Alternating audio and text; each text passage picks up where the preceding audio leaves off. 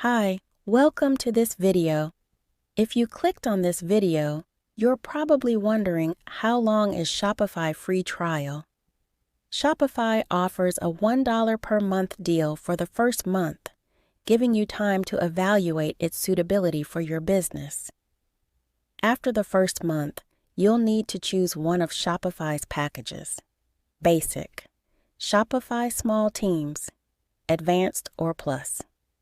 Each package has different pricing based on your business needs.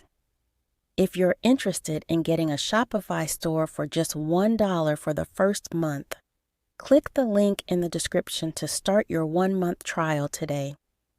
You might be wondering why Shopify now offers only a 1-month trial instead of the previous 3-month $1 trial.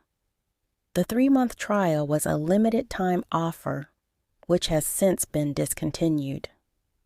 Currently, you can take advantage of the 1-month $1 trial before they change their promotion structure again. This is a great opportunity to see if Shopify is the right fit for your business. Click the link in the description to start your $1 first month trial today. I hope you now understand how long Shopify's free trial lasts. If you found this video helpful, please like and subscribe to our channel. Thank you for watching.